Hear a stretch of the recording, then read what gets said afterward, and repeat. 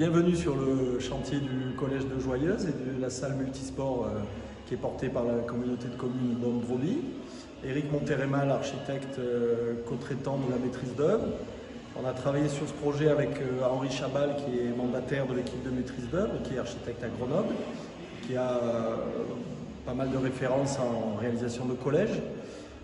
Donc on travaille ensemble depuis l'origine du projet. Sur le concours, on a travaillé sur le projet avec nos deux agences. Nous sommes basés au Teil, donc pas très loin d'ici. Et naturellement, on s'est partagé la mission de maîtrise d'œuvre. Évidemment, nous on est plus locaux, donc je m'occupe en grande partie de la mission de suivi des contrats de travaux et de la mission OPC.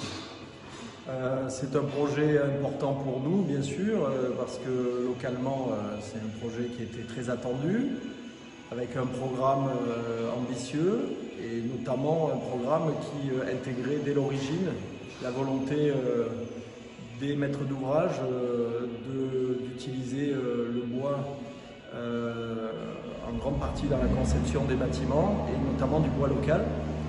C'est le cahier des charges qu'on a pu décrire pour les entreprises qui ont été sélectionnées. Alors, un projet tel que celui-ci, c'est un ensemble de paramètres évidemment à prendre en compte. Tout le monde comprend bien que la volonté d'un maître d'ouvrage de se diriger vers un projet, un bâtiment vertueux au niveau de l'environnement, c'est un vrai avantage, c'est un vrai plus pour nous tous. Après, on a aussi un budget à respecter, on a beaucoup de paramètres, donc comme je disais, liés au programme, sur la sécurité, le fonctionnement de l'établissement, la juxtaposition des deux établissements, salle de sport et collège. Donc on a fait une proposition qui permettait d'être conforme aux exigences du programme sur le bilan carbone, ce qu'on appelle E plus c'est moins, plus d'environnement, moins de carbone. Et donc on a fait une proposition avec un gymnase essentiellement en ossature bois. Toute la grande salle est vraiment traitée en ossature bois massif. Et le collège avec une partie sous-bassement en maçonnerie béton armé et une partie étage complètement en ossature bois et une charpente bois. Cette solution nous a permis d'obtenir ce qui était recherché par le programme. Nous avons complété aussi la proposition avec des habillages phoniques dans de nombreux espaces, des habillages phoniques en bois massif, également en bois local, en bois massif central, ce qui permettait d'améliorer encore le bilan de ce projet.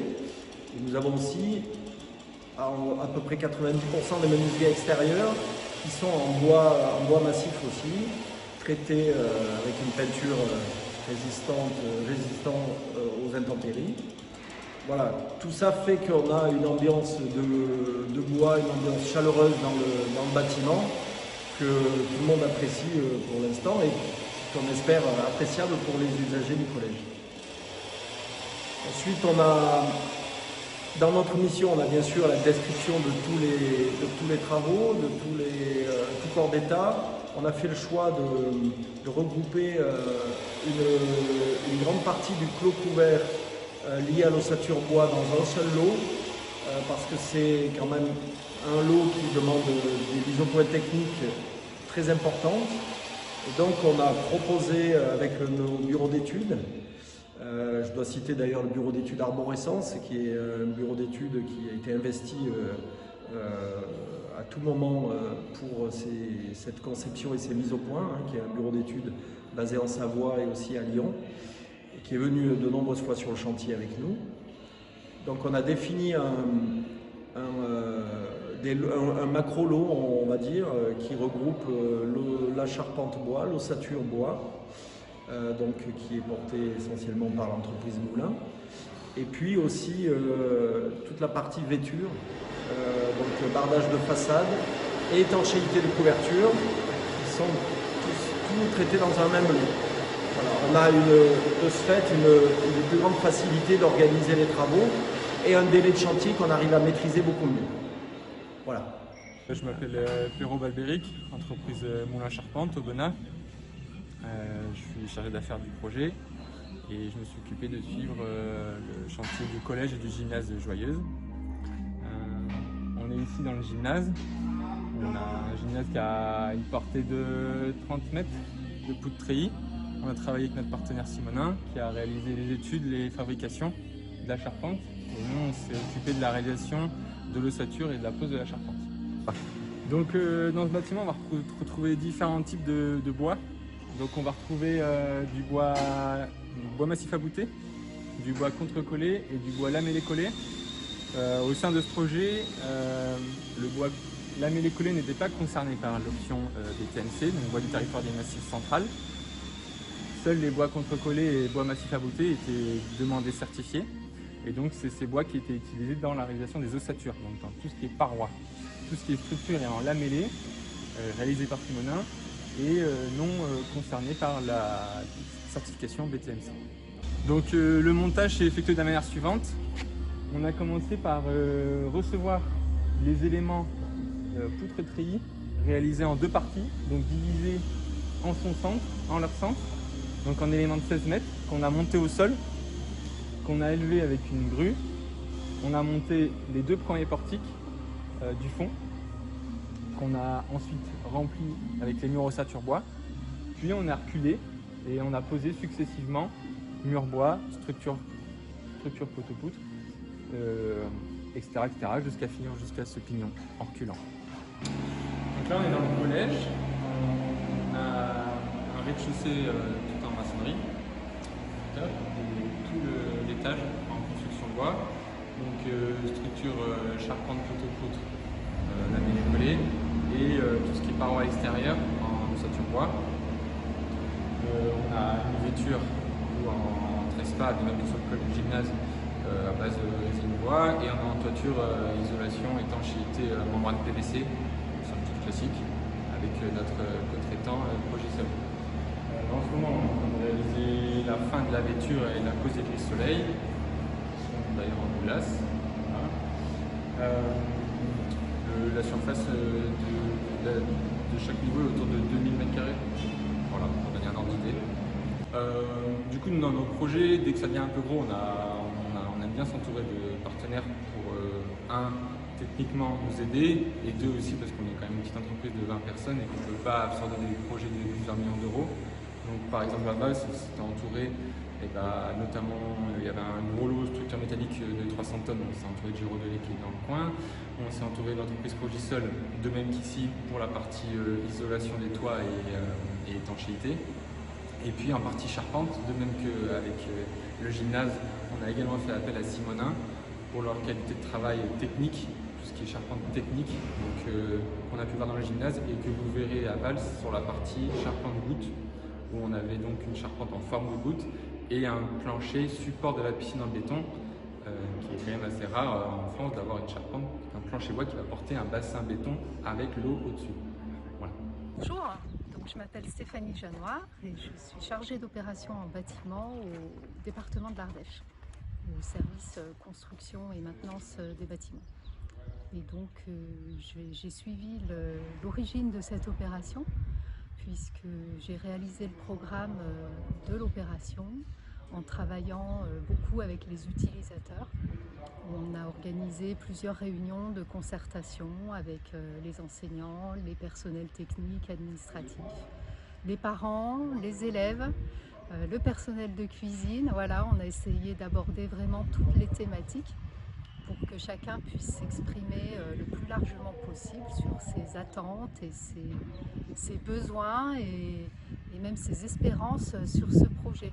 Sachant qu'en phase programmation, moi ce que je dis toujours, c'est qu'il faut se lâcher, c'est-à-dire qu'il ne faut pas hésiter à faire état de toutes ses envies, de tous ses rêves, et puis au fur et à mesure que l'opération avance, on est forcé restreindre les possibilités et de sélectionner certaines choses, mais c'est la raison pour laquelle, dès le départ, il faut vraiment ne pas hésiter à lancer toutes les idées sur la table, parce que parfois certaines sont retenues. Et notamment ici, ce qui fait une des forces de ce projet et une des particularités, c'est qu'on a une salle à vocation culturelle qui va se trouver à l'entrée du collège, qui communique directement avec le hall d'entrée. Et cette salle à vocation culturelle, elle servira à la fois au collège pour tout type d'activité, donc à la fois du théâtre, de la danse, des grandes réunions. Et elle a vocation aussi à être utilisée par des intervenants extérieurs, donc des artistes, des associations, qui pourront venir en dehors des heures d'ouverture du collège pour utiliser cette salle, qui sera modulable. C'est une grande salle qui peut s'ouvrir sur le hall par le biais d'une cloison. Voilà. Après, un des autres atouts de ce projet, c'est qu'on a privilégié le matériau bois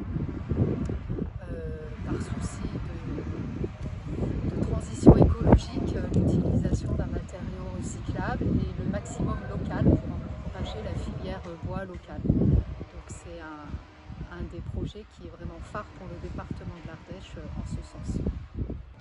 Donc le département de l'Ardèche, dans le cadre de sa démarche de transition écologique, encourage l'utilisation de bois dans toutes ses constructions désormais. Donc bois aussi bien en charpente qu'en habillage extérieur, intérieur.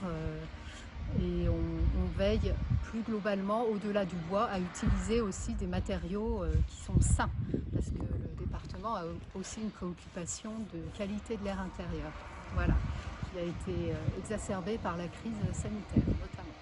Donc au niveau du collège de Joyeuse, au niveau de la programmation, donc on demandait à utiliser le maximum de bois et on incitait évidemment les architectes à utiliser le maximum de bois local. C'est ce qui a été fait pour notamment une bonne partie de la charpente et du gymnase et du collège. Et par-delà l'aspect construction pure des bâtiments, on a le 1% artistique qui lui est complètement cohérent avec le projet, puisqu'il s'agit de 6 bancs qui ont la forme de tampons encreurs et qui vont être construits en bois local, puisqu'il s'agit d'un châtaignier ardéchois. Donc ces œuvres vont être construites par un ébéniste local qu'on a rencontré, on est allé visiter son atelier, il nous a expliqué comment il fabriquait ses œuvres. Et ensuite, il est venu sur le chantier aussi pour se rendre compte du lien entre ses œuvres et les futurs bâtiments. Voilà.